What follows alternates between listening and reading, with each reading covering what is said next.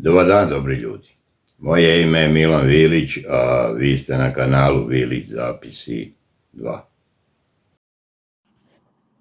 Hvala svima koji svojim prilozima podržavaju rad kanala. Juče je održana komemoracija ubijenom Charlie Kirku u Americi. Sam vrh Amerike je tamo bio prisutan na čelu sa Trumpom. Održan je jedan događaj kome mi objektivno ne bi trebalo neku pažnju da posvećujemo, međutim moramo da je posvetimo jer nas se može na posredan način veoma ticati. To je neki momak koji je tamo bio neka vrsta propovednika. Oni su u tom protestantskom svetu u Americi neke čudne običaje sa naše tačke gledišta izgradili. To je čovek koji je donacija godišnjih imao na nivou većem od $100 miliona. On to radi neki 10-15 godina. Dobro, nije to odmah u početku tako bilo sigurno, ali je zaista postao jedna veoma uticajna ličnost, koja je u trenutku kada je odbila kooperaciju sa Netanjahuom i izraelskom državom i donacijama koje bi mogao od njih da primi, dobio metak. Da neko ne bi pogrešno razumeo, on je sve godine dobijao donacije od jevrejskog lobija. Ali je izgleda u nekom trenutku počeo kao da misli svojom glavom i to bi bilo to. Međutim, to je veliku buru u američkom društvu izazvalo i posledice tog događaja mogu biti zaista za sad nesagledive. Mogu biti, kažem, imaju potenciju da to budu. Da li će biti, vidjet ćemo. U svakom slučaju, taj nivo pažnje koji je američko društvo tom događaju posvetilo je zaista sam vrh. Znači, dalje nema.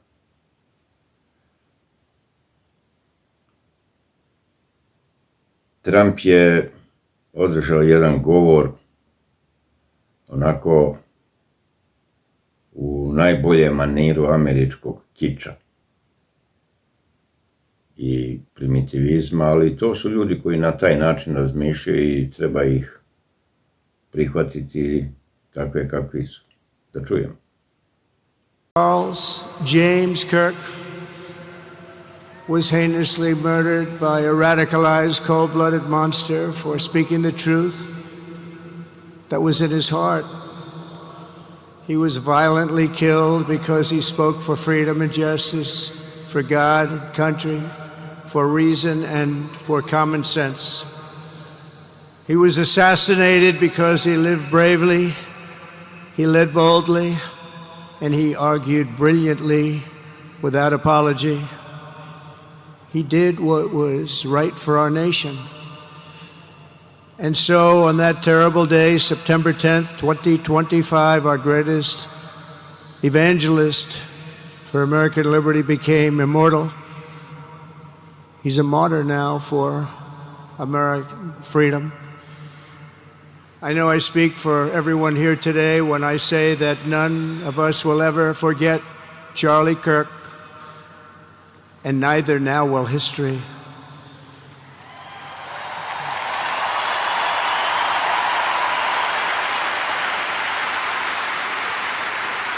Because while Charlie has been reunited with his Creator in heaven, his voice on earth will echo through the generations, and his name will live forever in the eternal chronicle of America's greatest patriots. He will live forever. Ono što je meni mnogo interesantnije je govor koji je održao Tucker Carlson. mada su i drugi, J.D. Vance i ne znam ko je sve tamo govorio, ali Tucker Carlson je interesantan zbog toga što je rekao jasno je da nešto dolazi. Any attempt to extinguish the light causes it to burn brighter. Every single time. So as we proceed into whatever comes next, and clearly something's coming next, remember this moment. Remember being in a room with the Holy Spirit humming like a tuning fork. This is the way. Right here. This is the way. And that is what Charlie Kirk was saying underneath it all. Thank you, and God bless. I tu je otprilike stavio tačku, nije dalje tu misao razrađivao. No, meni se ipak razmišljanje jednog trezvenog čoveka, Scotta Rittera, najviše svidelo, jer taj je među retkim normalnima u tom društvu. I ovo je sad jedna malo duža i veća i daleko ozbiljnija analiza čitavog tog slučaja. Hi everyone, welcome back to Fresh Info Insight. Scott Ritter joins us now. Scott, it's always a pleasure, my dear friend. Thank you very much for accommodating my schedule. Let's start with the case of Charlie Kirk. And everybody's trying to picture him the way that would benefit their cause. I'm talking about when it comes to Israelis, right, left, and all of this. And we had a talk between Tucker Carlson and J.D. Vance, in which they were trying to find a common ground on Charlie Kirk, but they had their differences in the way that they were trying to describe it. Yeah. So then he comes in and he accepts that Charlie literally contacted J.D. Vance and Donald Trump in terms of the conflict between the United States and Iran and the attack. And he was so concerned about what's going on in the Middle East. But when it comes to Charlie, Scott, how did you find him? How do you see the way that many people are trying to picture him? What's your understanding of him? Charlie Kirk didn't factor in my life at all. Charlie Kirk is not a foreign policy expert. Charlie Kirk is not a military affairs expert. Charlie Kirk's not an expert in anything.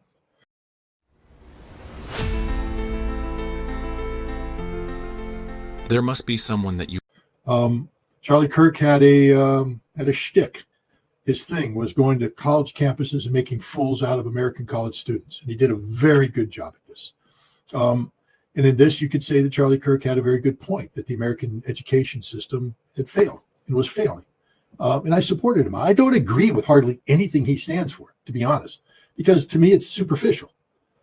As I said, he's not an expert. He comes off as one. He likes to pontificate, articulate. He's very clever at the way he phrases things. I think he does his research very carefully. He'll set, I watched him only because I found it fascinating that American college students were this stupid. But after a while, there's a pattern to what he does. It's very deceptive.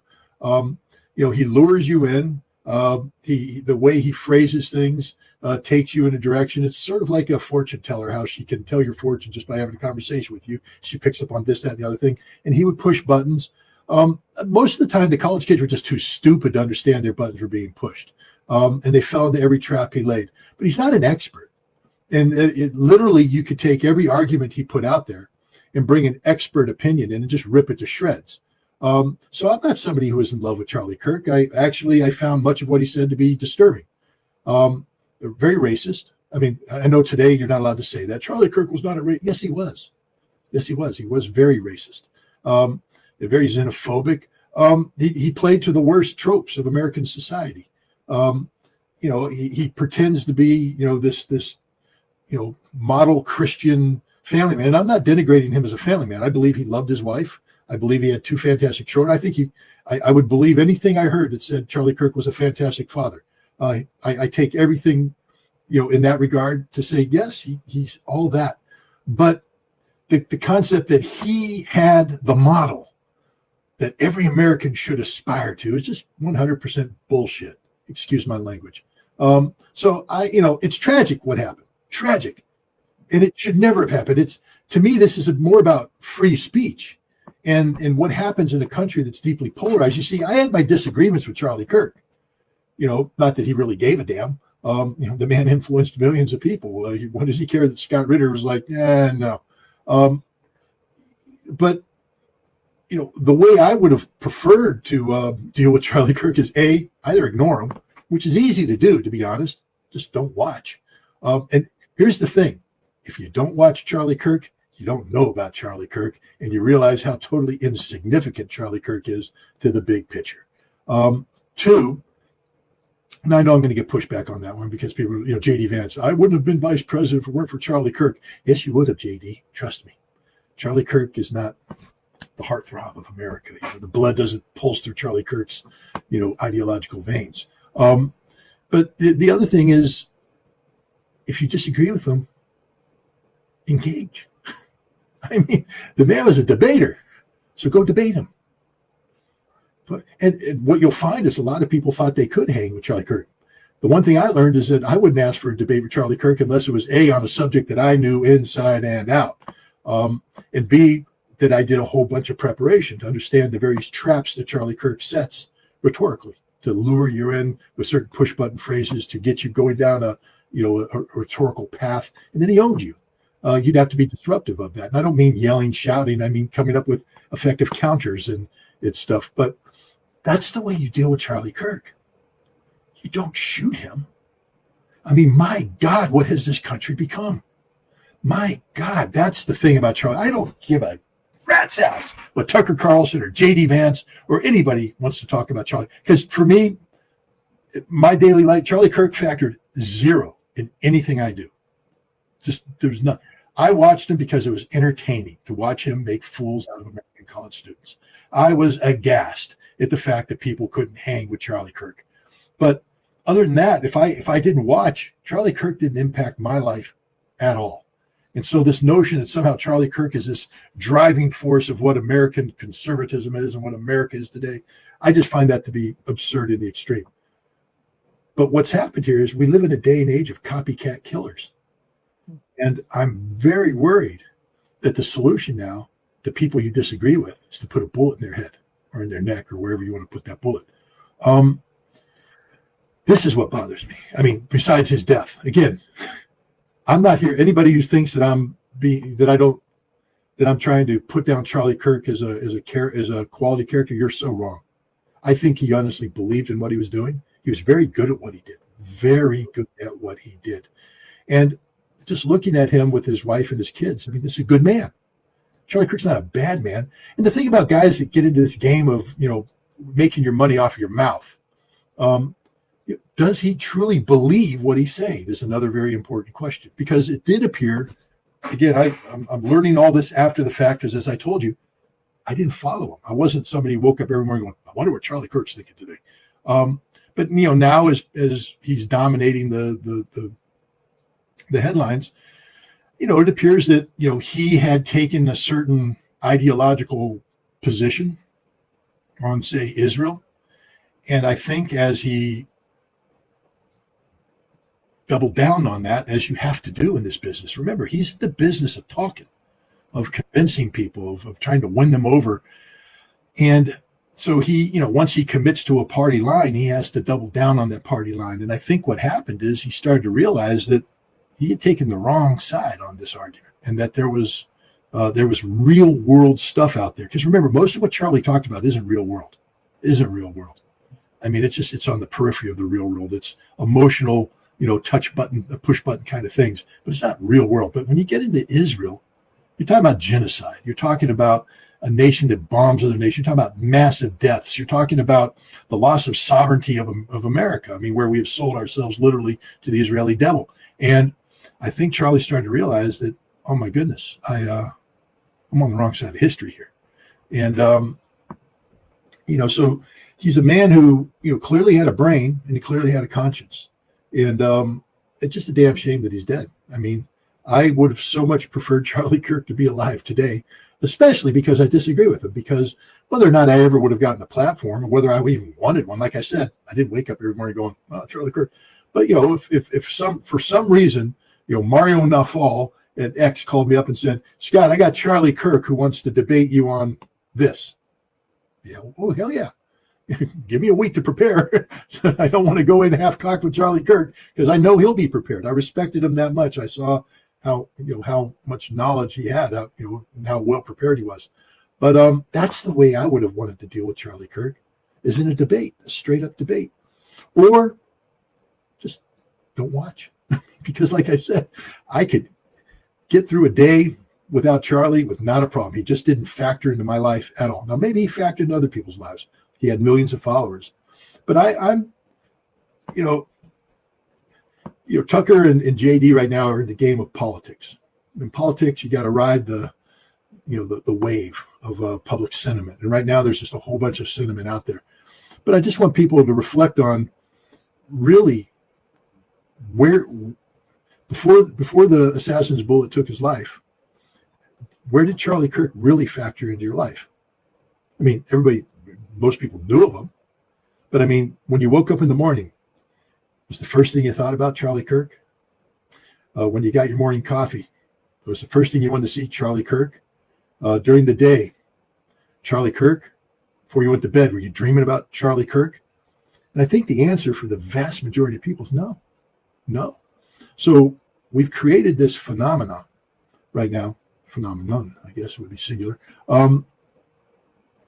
that's out of control, totally out of control. And it's sort of dangerous what's going on, because now to elevate him to the status now, I mean, other things are happening too. Now, if you're critical of Charlie Kirk, you're getting, immediately, disenfranchised, deplatformed. I'm not talking about the hate.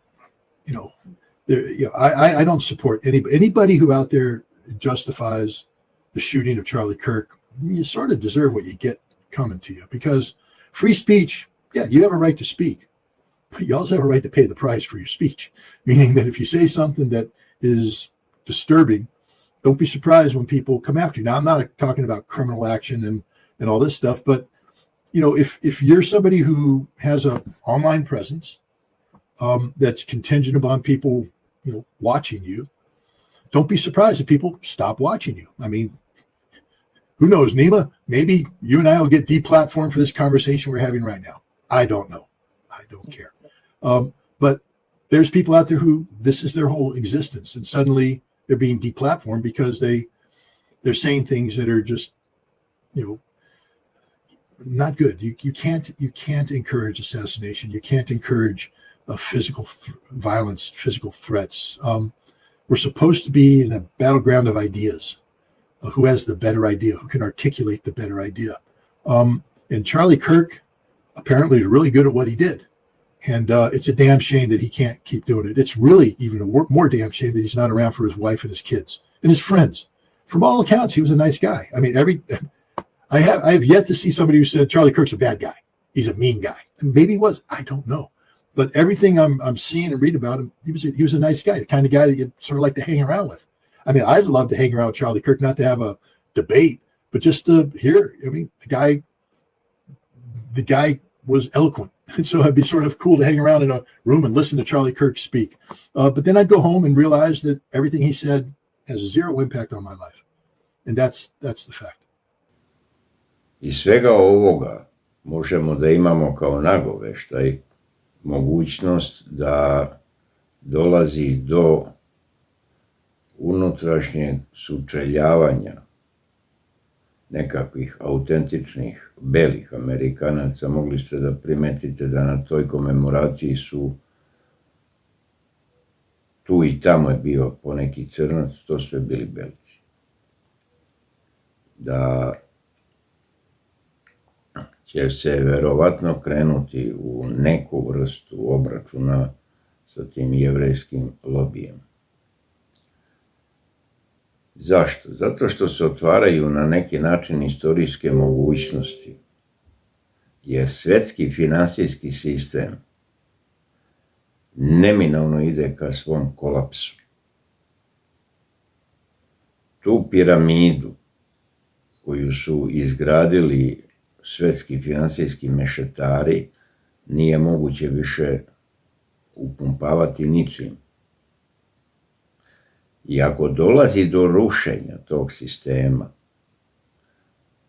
objektivno može se doći u situaciju da nosioci tih finansijskih poluga moći odu zajedno sa tim u potok.